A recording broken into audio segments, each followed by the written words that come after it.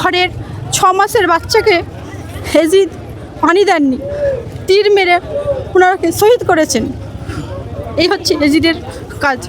আজকে পবিত্র মহরম, তো সেই মহরম উপলক্ষে আপনারা জানেন যে গ্রামীণ হাওড়ার আমতার দেওড়া গ্রামে, দেওড়া সহ তাজপুর, আমতা মসজিদতলা, আমতা মইনেন, বিভিন্ন জায়গায় তো পবিত্র মহরমের তাজিয়া পাক একটা শোক পালনের ব্যাপার থাকে।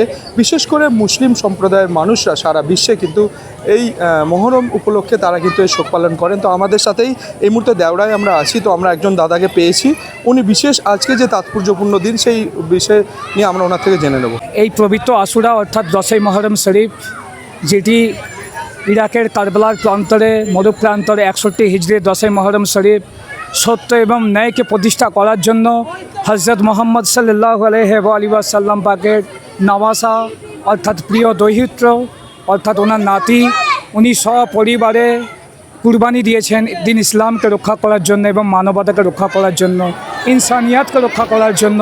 এবং উনি এই শাহাদতের মাধ্যম দিয়ে একটা বার্তাই দিতে চেয়েছেন দুনিয়াবাসীকে, এই মেসেজ দিতে চেয়েছেন যে ইনসানিয়াত হলো সব থেকে বড় ধর্ম, আর সেই ইনসানিয়াতকেই উনি বাঁচিয়ে দিয়ে গেছেন কারবালার মরুক প্রান্তরে সপরিবারই শাহাদত বরণ করে এবং 3 দিনের ভুকা পিপাসা অবস্থায়। আজকে যে এই আপনাদের তাজিয়া পাক যে নিয়ে যাওয়া হয়, সকলে একটা জারি করেন মা কিছু একটা বলেন, মূলত এইটা কি হয়? এটা হলো মরসিয়া পাক অর্থাৎ শোক গাথা, শোক গীত যাকে বলে।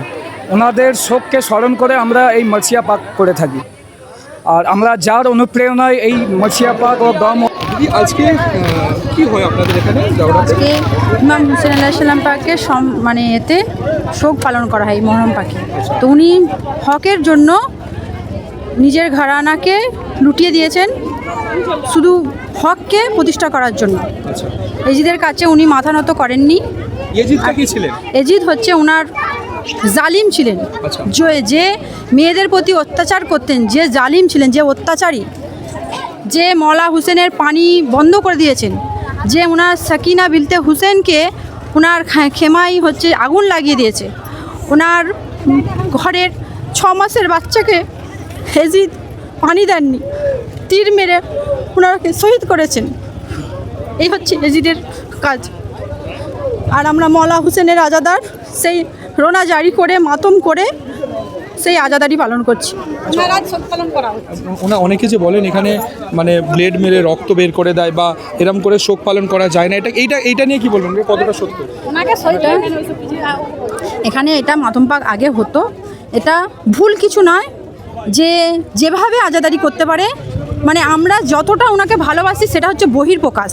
আমরা যত জোরে মাতম পাক করি সেটা হচ্ছে এটার বহির্প্রকাশ, হয় ব্লেড মাতম, নাহলে জিঞ্জির মাতম, নাহলে হাত মাতম, যে যেভাবে পারে সে সেইভাবে ইমাম হুসেন আলাইহিস সালাম পাকে শান পাকে আজাদারি করে। আজকে আমাদের সকালবেলা তাজিয়া পাক করা হয়, ওখানে মজিস পাক করা হয়, মজিস পাক করে তারপর একটু জুম্মা বার ছিল, নামাজ পড়া হয়েছে, নামাজ পড়ে ওখানে মাতম পাক করে তাজিয়া পাক নিয়ে মিছিল বের করা হয়েছে। ওখান থেকে এসে এখানেতে এটা মানে ঠান্ডা করা হবে, তাজিয়া পাকটা রাখা হবে।